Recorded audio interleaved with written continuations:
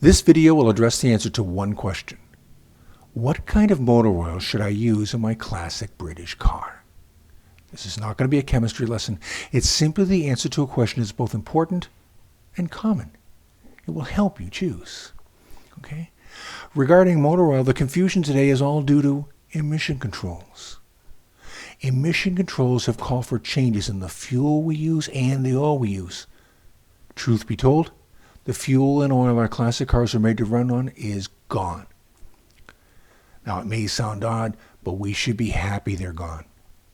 Refining and blending have come a long way. In almost every way, the fuels and lubricants available now are better than what was available when our classic cars were new.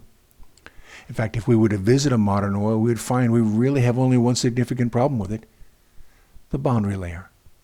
Or more accurately, the lessening of the boundary layer. Let me demonstrate that for you. Imagine inside my motor I've got two pieces of steel and they're rubbing against each other. Well, we know what's going to happen. You might as well just take the thing and put it up against the bench grinder. They're going to destroy each other. So, if they're like that and they're working, they're going to destroy each other, there's going to be damage. That's crazy. We need something between them. I'm using a little piece of foam here to demonstrate what's going to happen, but if I have something between them to act as a boundary so they can't get to each other, they'll last a long, long time. Inside your motor, the boundary layer is motor oil. Now, for decades, the key boundary layer ingredient in motor oil has been ZDDP. ZDDP works well, but ZDDP shortens the life of a catalytic converter. Now, a person could ask, what does the ZDDP in motor oil have to do with a catalytic converter in my exhaust system? And that's a great question. We need to remember, every car on the road burns some oil. Even brand new modern cars with the latest technologies burn a little oil. There's no way around that. We burn a bit of oil with ZDDP in it. The exhaust gases carry the ZDDP to the catalytic converter. That leads to an expensive problem. It poisons the catalytic converter. We also need to remember, virtually all cars sold in the U.S. since the early to mid-1970s have catalytic converters. So a manufacturer of motor oil today has to focus on making motor oil with reduced ZDDP. That makes sense. To help them in that effort, modern engines are designed differently to have rather less reliance on a boundary layer. Let me demonstrate that for you.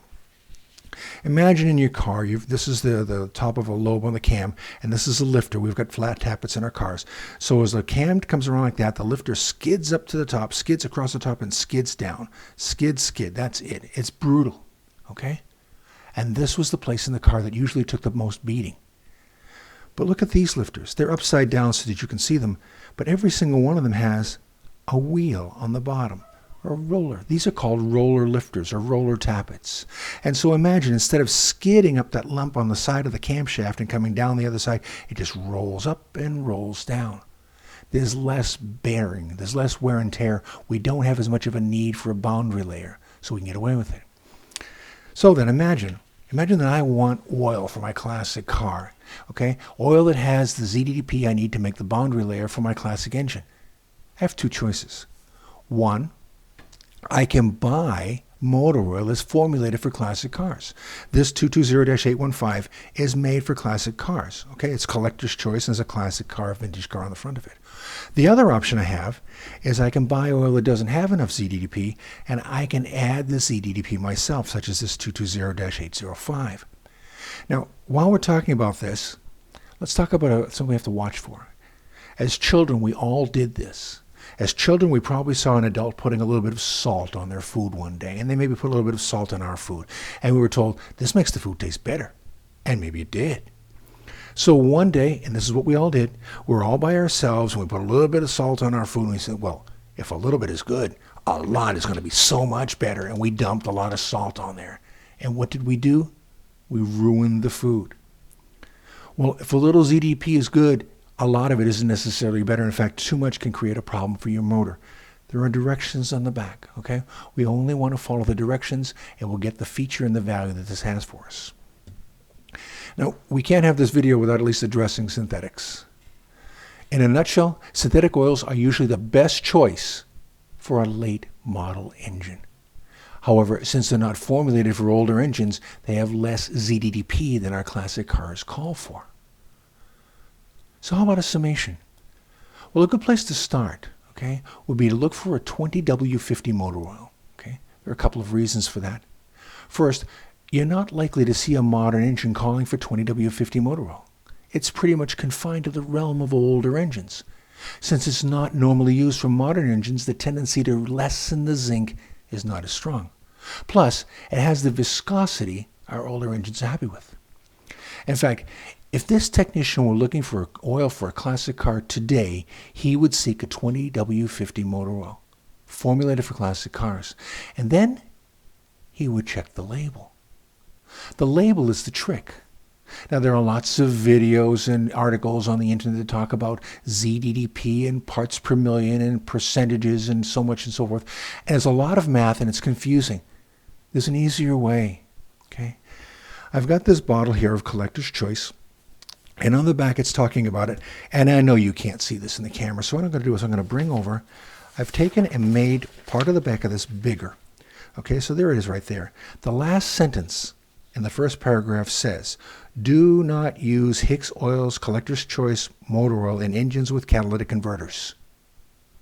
Do not use this in a car with a catalyst. Why? The answer is obvious. This has got ZDP in it.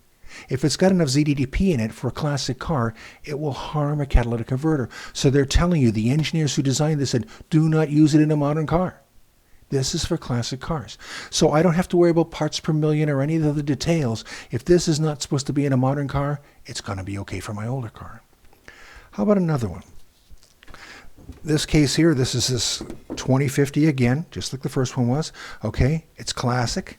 And if we turn on the side, two sides here, okay, there's a more set of instructions. So let's see what these instructions say. Again, we're going to go to the very end of what it tells us, and it says, formulated with full ZDDP. Well, if I were driving a brand new car, an expensive car with an expensive catalyst in it, and I saw something with full ZDDP, I wouldn't put it in my car. I would run from this like I'd run from a fire. However, if I've got an older car that relies on the ZDDP, a comment like this, that it's got full ZDDP, will be a good thing. I would lean toward this, okay? That's going to be a help for us. So we've seen that the labels can help us to deduce whether it be okay for our older car or not. So we've covered three things. We've learned that synthetics, while usually very good, are formulated for modern cars. We've learned that if we're going to buy the oil, we have two options. We can either buy an oil that already has the ZDDP in it, it's ready for classic cars, or we can buy an oil that doesn't have as much ZDDP, like this ZDDP Plus here, and then turn over in the back and follow the directions. And lastly, if you're shopping for motor oil for your vintage car and the manufacturer warns you not to use their oil in a car with a catalyst, you probably have what you're looking for. Thank you.